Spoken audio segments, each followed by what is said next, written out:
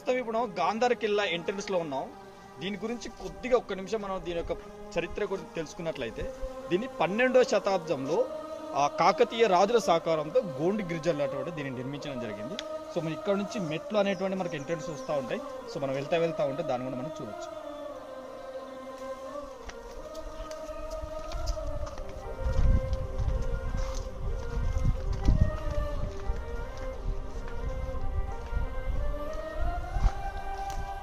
కిల్లా తెలంగాణ రాష్ట్రంలోని మంచిర్యాల జిల్లా మందమరి మండలంలోని బొక్కలగుట్ట గ్రామంలో ఉంది. ఈ గాంధార కిల్లాకు బొక్కలగుట్ట గ్రామం నుంచి సరైన బస్సు సదుపాయం అయితే లేదు. సాధ్యమైనంత వరకు బైక్ ద్వారా మాత్రమే ఈజీగా చేరుకోగలరు.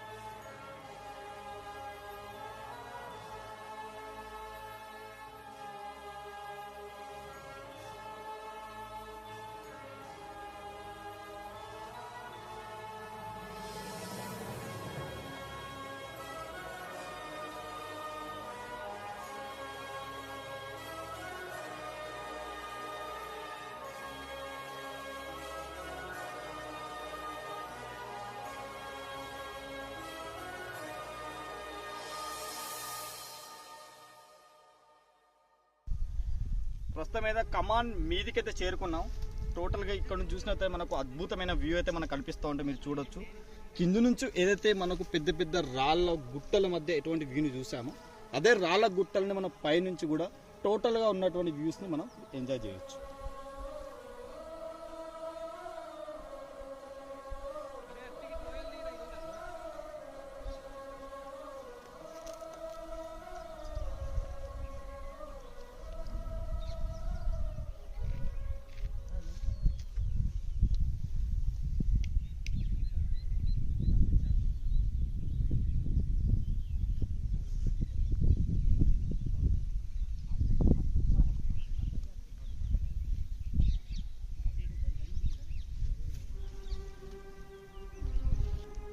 ప్రజెంట్ మనం కోట మీద ఉన్నటువంటి నాగదేవత ఆలయానికి చేరుకున్నాం.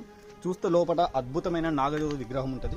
ఈ నాగదేవత విగ్రహం యొక్క విశిష్టత ఏంటిదంటే, ఈ నాగదేవత విగ్రహాన్ని కొండని తొలిచి ఈ నాగదేవ విగ్రహం అనేటువంటిది చెక్కడం జరిగింది. చూస్తే అద్భుతమైనటువంటి శిల్పకళ మీకు ఉట్టిపడుతుంది. సాక్షాత్తు నాగదేవత దీనిని గిరిజనులు నాగోబా జాతర తర్వాత ఎక్కువగా గిరిజనులు ఇక్కడికి వచ్చి ఈ నాగోబా విగ్రహాన్ని దర్శిస్తుంటారు.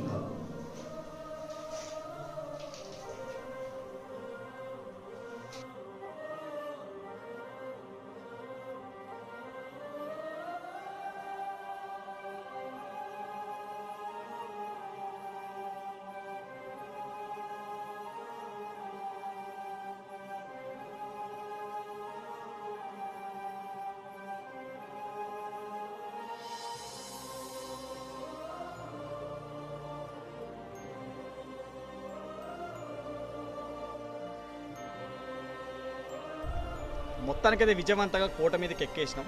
కోట మీదకి ఎక్కిన తర్వాత ఇక్కడ మనకు ఒక అద్భుతమైన వింత అనేటువంటి మనకు దర్శనం ఇచ్చిందనమాట. ఇక్కడ మనం చూసుకున్నట్లయితే ఇక్కడ మనకు బావులు అనేటువంటి కనిపిస్తూ ఉంది. ఈ బావులు ఏంటివంటే వీటిని సవితి బావులు అనేటువంటి దాంతో పిలుస్తారనమాట.